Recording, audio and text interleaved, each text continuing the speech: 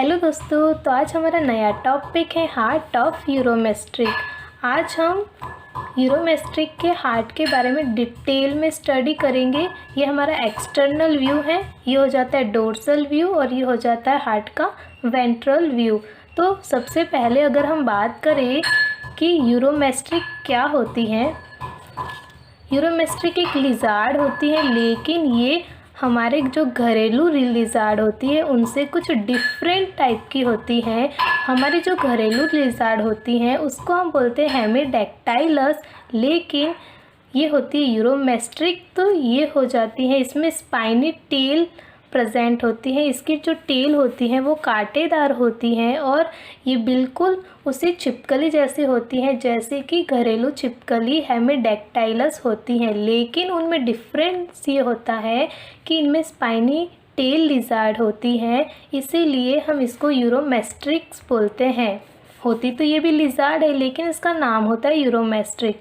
So clear हो गए हमारे ये वाला भी डाउट। तो हम यूरोमेट्रिक का हार्ट पढ़ रहे हैं, तो ये हो जाता है यूरोमेट्रिक के हार्ट का हमारा डोर्सल व्यू और ये हो जाता है हमारा वेंट्रल व्यू। तो सबसे पहले हम बात करें कि जो हार्ट होता है ये होता है एक ट्राई चैम्बर्ड मस्क्यूलरी ऑर्गन होता है जो पंपिंग का काम करता है, ब्लड को पहुंचाने का काम करता है, फिर से कलेक्ट करके उसको पंपिंग का काम करता है। तो ये trichambered muscularly dark red colour का ऑर्गन होता है और इसी के अंदर हम बात करें तो ये है ना एक पेरिकार्डियल कैविटी के अंदर फिट रहता है। तो पेरिकार्डियल के अंदर, तो पेरिकार्डियल जो हम कैविटी की बात कर रहे थे वहाँ पर ना कुछ हृदय आवरण पाया जाता है जिसके अंदर ये फिट रहता है, जिसके द्वारा ये हार्ट जो होता है हमारा कवर रहता है। तो ये 2 लेयर के हृदय आवरण होते हैं, द्विस्तरीय हृदय आवरण के अंदर पाया जाता है। तो जो आउटर वाली जो लेयर होती है उसको हम बोलते हैं विसेरल और जो इनर वाला होता है इनर वाली जो लेयर होती है उसको हम बोलते हैं पैराइटल। तो ये एक हृदय आवरण की भित्ति के अंदर फिट रहता है पेरिकार्डियल कैविटी के अंदर, और ये दोनों ही जो द्विस्तर होता है, ये जो हृदय आवरण होता है जो हृदय के ऊपर पाया जाता है, जो हार्ट के ऊपर प्रेजेंट होता है, ये ट्रांसपेरेंट होता है। और ये इसीलिए होता है ताकि हार्ट जो होता है वो बाहरी आघातों से बच सके और उसकी अपनी मैकेनिज्म को हार्ट छोड़े नहीं, हार्ट पंपिंग करता रहे। तो अब हम बात करते हैं कि हार्ट ट्राई चैम्बर्ड होता है, तो इसमें 2 ऑरिकल पाए जाते हैं और एक होता है वेंट्रिकल। तो ऑरिकल के अंदर अगर हम बात करें तो ये हमारा डोर्सल व्यू है। अब यहाँ अगर हम इसको राइट ऑरिकल माने तो जब भी हम इसको वेंट्रल साइड में करेंगे तो हमारा राइट वेंट्रिकल यहाँ पर आ जाएगा। तो ये वाला और ये वाला ये दोनों ही राइट ऑरिकल कहलाते हैं।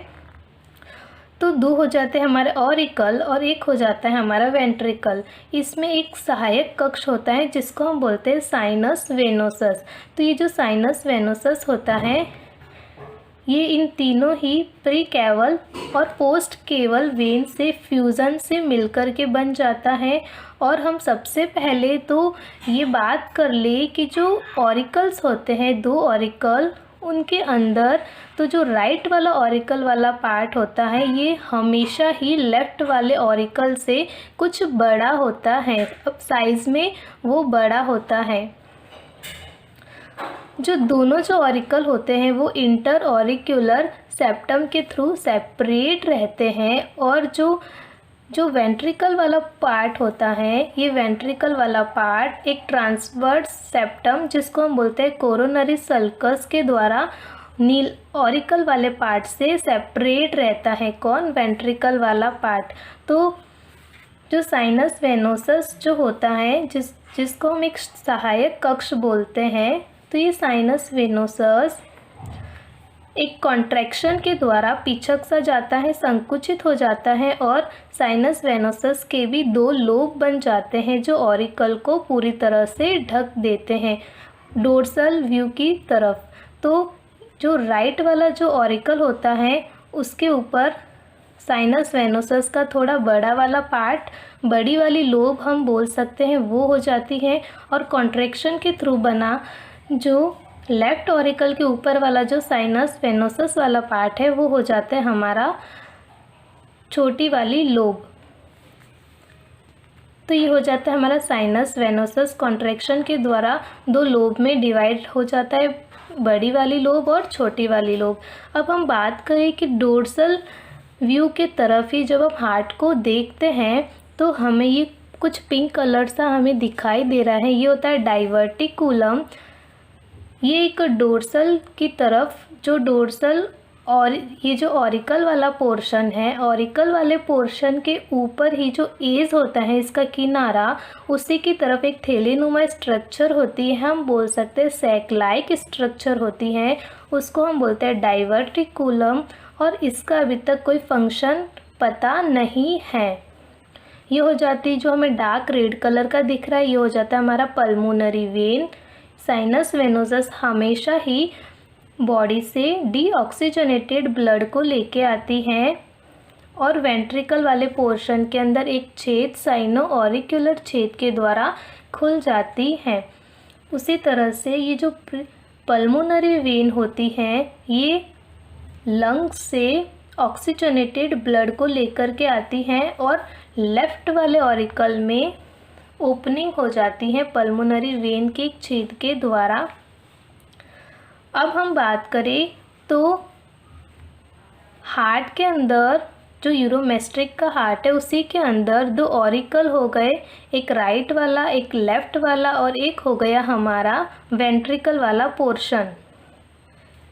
ये हो गया हमारा इंटर ऑरिक्यूलर सेप्टम और ये हो जाता है कोरोनरी सेप्टम। इसी के साथ ट्राई चैम्बर्ड के साथ में एक हो जाता है सहायक कक्ष, जिसको हम बोलते हैं साइनस वेनोसस। तो हम बोल सकते हैं कि ये हो गया हमारा एक्सटर्नल फीचर हार्ट का, डोर्सल और वेंट्रल व्यू की तरफ। और ये जो पाया जाता है ये वेंट्रिकल वाले पार्ट से निकला हुआ जोन होता है। इसमें एक हो जाता है वेंट्रिकल से निकलता है और इसमें एक हो जाता है पल्मोनरी आर्क, जो डीऑक्सीजनेटेड ब्लड को लेके जाती है, और एक हो जाता और दो हो जाते हैं हमारे सिस्टेमिक आर्क। तो ये हो जाता है लेफ्ट सिस्टेमिक आर्क, क्योंकि ये लेफ्ट की तरफ जाता है। ये हमारा राइट वाला ऑरिकल है, ये लेफ्ट वाला ऑरिकल है। तो ये हो जाती है लेफ्ट सिस्टेमिक आर्क जो लेफ्ट की तरफ जाती है, और ये हो जाती है हमारी राइट सिस्टेमिक आर्क जो राइट वाले ऑरिकल के साइड तरफ जाती हैं। ये जो होती हैं वो हमें यहाँ पे नहीं दिखाई दे रही हैं, क्योंकि जो राइट सिस्टेमिक आर्क होती हैं वो इसके पीछे होती हैं और हमें इसके पीछे वाला पोर्शन इस वाले डायग्राम में नहीं दिख रहा है। तो अब हमने बात कर ली हमारे एक्सटर्नल फीचर की, तो अब हम यूरोमेस्ट्रिक्स के अंदर बात करते हैं इंटरनल फीचर की। तो ये हो जाता है हमारा इंटरनल स्ट्रक्चर ऑफ हार्ट। तो हमें ये पता चल गया, ये हमारा साइनस वेनोसस वाला पार्ट था, ये थे हमारे दोनों ऑरिकल, एक राइट वाला और एक लेफ्ट वाला। ये हो जाता है हमारा वेंट्रिकल वाला जोन। तो सबसे पहले तो ये जो साइनस वेनोसस होता है ये डीऑक्सीजनेटेड ब्लड को लेकर के आता है राइट, जो वेंट्रल वाला व्यू है उस वेंट्रल व्यू के अंदर राइट ऑरिकल के एक छेद के द्वारा, जिसको हम बोलते हैं साइनो ऑरिक्यूलरी अपार्चर। तो ये हो जाता है हमारा साइनो ऑरिक्यूलरी अपार्चर। तो ये साइनस वेनोसस खुल जाता है राइट ऑरिकल के अंदर और लेके आता है डीऑक्सीजनेटेड ब्लड को। साइनो ऑरिक्यूलरी अपार्चर पर एक जोड़ी साइनो ऑरिक्यूलरी वॉल्व पाए जाते हैं। वॉल्व जो होते हैं वो ब्लड को फिर से अपने विपरीत फ्लो करने से रोकने का काम करते हैं, अपने अपोजिट फ्लो को रोकने का काम करते हैं, ताकि ब्लड फिर से इसी डायरेक्शन में ना जाए और आगे की तरफ बढ़ता रहे। तो साइनो ऑरिक्यूलरी अपर्चर जो होता है वो डीऑक्सीजनेटेड ब्लड लेकर के आता है साइनस वेनोसस से, और जब साइनो ऑरिक्यूलरी अपर्चर ब्लड को लेकर के आता है तो यहाँ पे ये ऑरिक्यूलरी वेंट्रिकल अपार्चर के द्वारा चला जाता है वेंट्रिकल वाले जोन में। सेम इसी तरह से जो पल्मोनरी वेन की जो ओपनिंग होती है हमारे लेफ्ट ऑरिकल के अंदर वेंट्रल वाले पोर्शन में, तो ये हो जाती है ओपनिंग ऑफ पल्मोनरी वेन। यहाँ से आता है हमारा ऑक्सीजनेटेड ब्लड और ये भी ऑरिक्यूलरी वेंट्रिकल अपार्चर के द्वारा चला जाता है वेंट्रिकल वाले जोन में। तो सबसे पहले तो ये जो दोनों ऑरिकल होते हैं वो इंटर ऑरिक्यूलरी सेप्टम के थ्रू एक दूसरे से सेपरेट रहते हैं।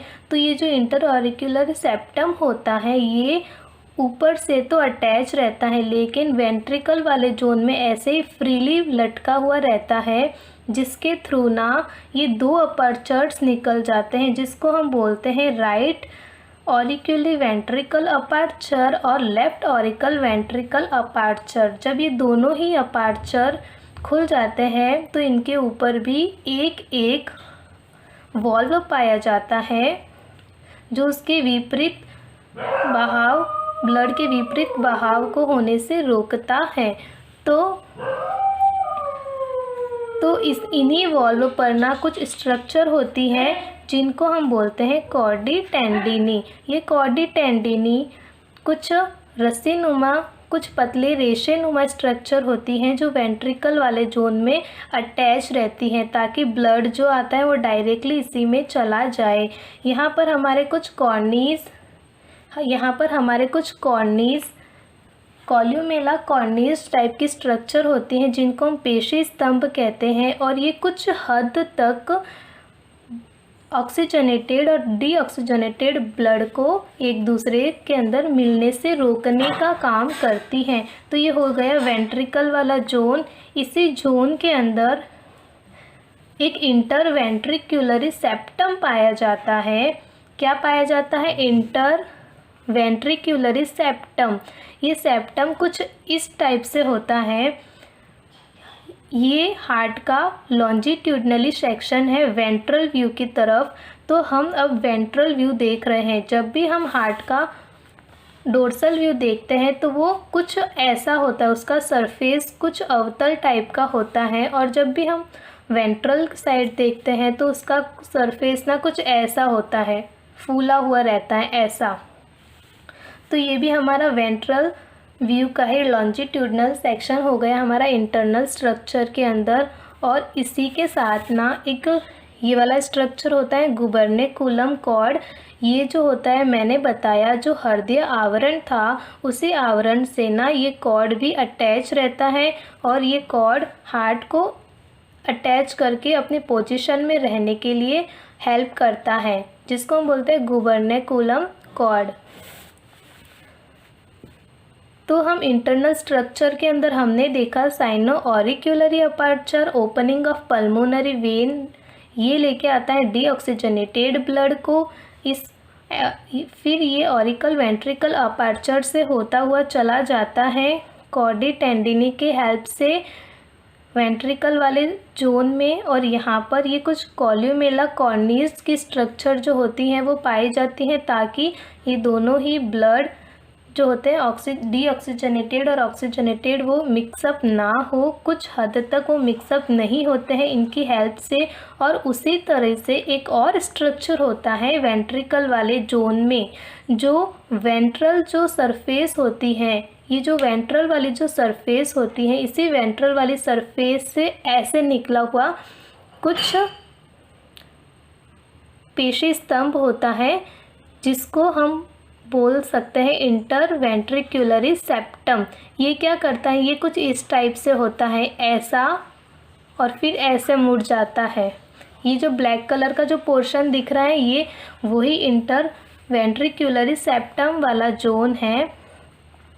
ये हमने लॉन्जिट्यूडनली सेक्शन किया, लेकिन जब हम इसका ऐसा ट्रांसफर सेक्शन देखते हैं तो ये हमें सेप्टम कुछ इस टाइप से दिखता है। ये हो गई हमारी इनर वाली लेयर। जो वेंट्रल वाला जो सरफेस है उसी की लेयर से ना एक पेशी स्तंभ ना ऐसा निकलता है ये वाला।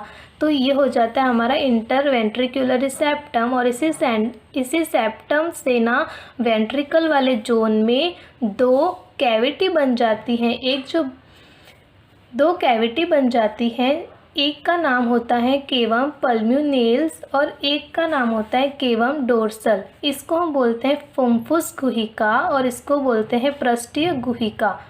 ये दो गुहिकाएं, दो कैविटीज़ बन जाती हैं। तो जो इस तरफ वाली जो कैविटी होती है, जो राइट वाले ऑरिकल के साइड है, उसको हम बोलते हैं केवम पल्म्यूनेल, और जो लेफ्ट वाले ऑरिकल के साइड में जो कैविटी है उसको हम बोलते हैं केवम डोर्सल। अब इसको वेंट्रल, तो ये डोर्सल वाला साइड है, ये हो गया हमारा वेंट्रल वाली लेयर। इसी लेयर से ये ना सेप्टम निकलता है। तो ये सेप्टम ना कुछ इस टाइप से होता है, वो थोड़ा सा पोर्शन जाता है दाएं साइड और फिर वो बाएं साइड, ऐसा कुछ पोर्शन होता है इसका, और ये दो कैविटी बना देता है, एक तो ये वाली कैविटी और एक ये वाली कैविटी। तो हम जब वेंट्रल वाला पोर्शन चेक कर रहे थे तो इस तरफ वाला ना वेंट्रल वाला होगा और इस तरफ वाला ना हो जाएगा डोर्सल वाला।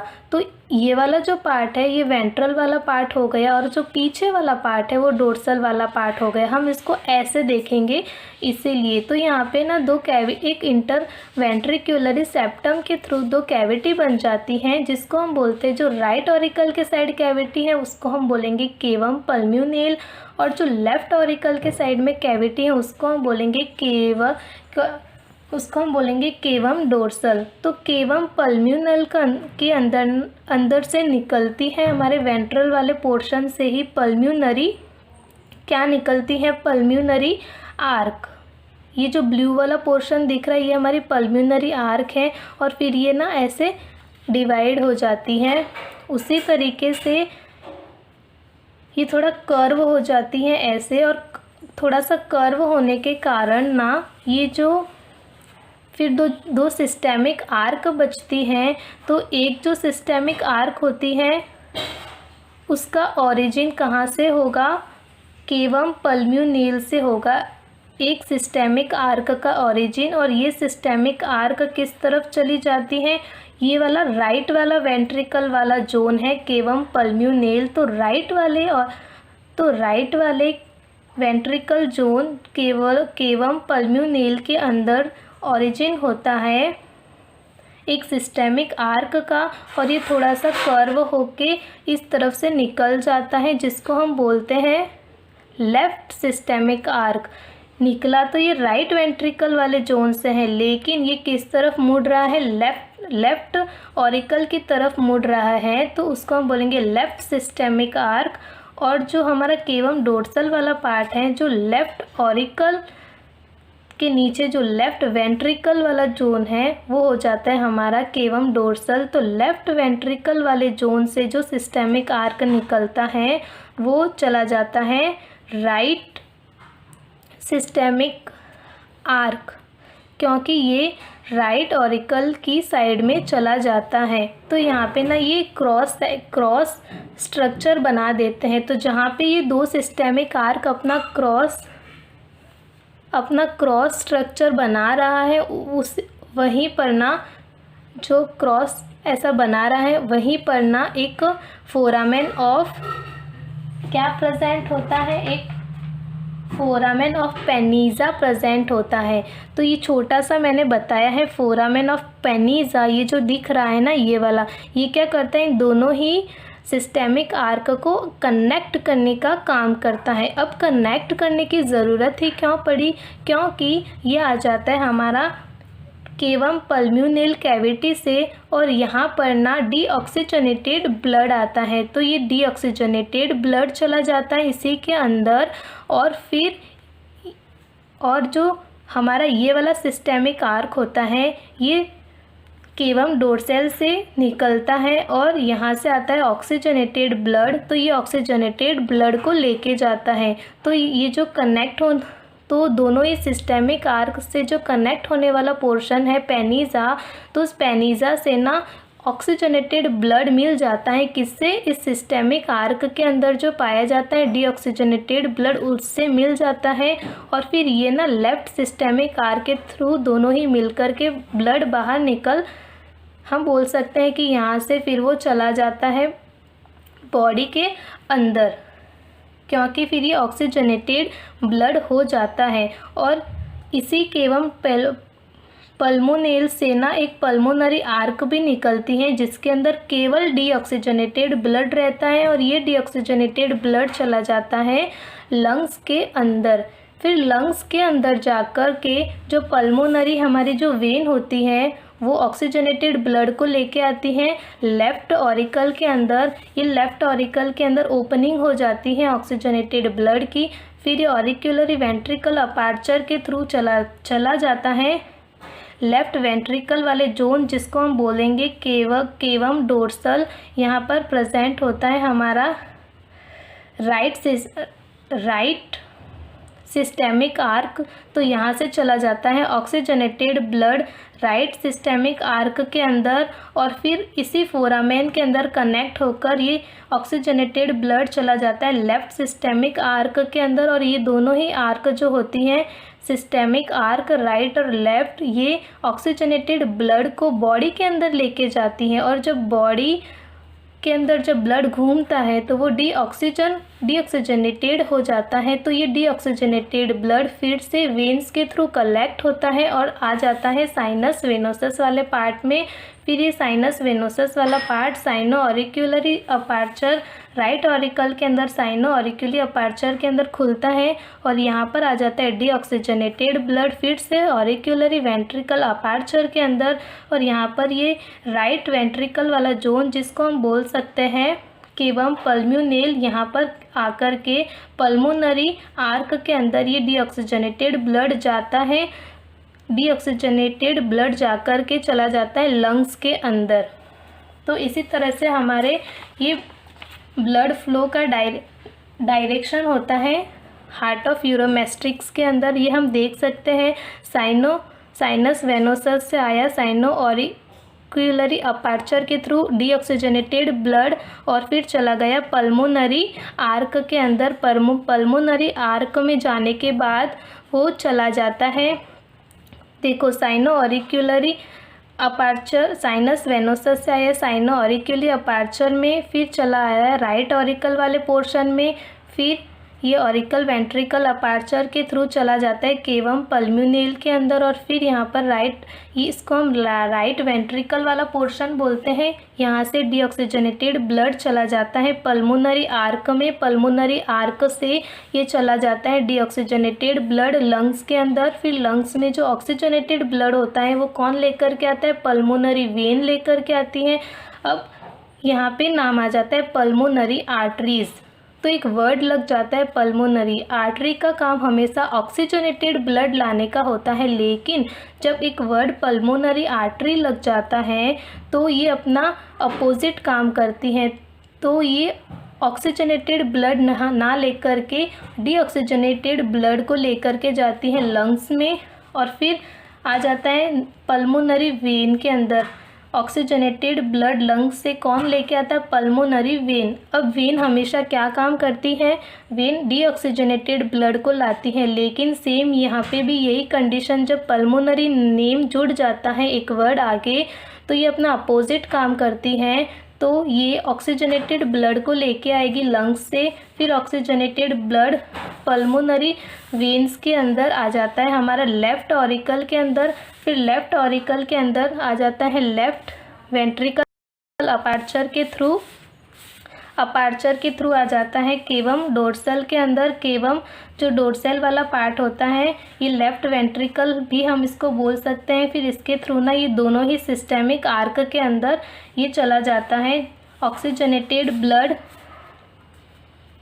दोनों ही सिस्टेमिक आर्क में चला जाता है ऑक्सीजनेटेड ब्लड और फिर ये आ जाता है बॉडी के अंदर। तो ऑक्सीजनेटेड ब्लड बॉडी में घूम करके डीऑक्सीजनेटेड हो जाता है और फिर वेन्स के थ्रू कलेक्ट होकर फिर से साइनस वेनोसस में आ जाता है।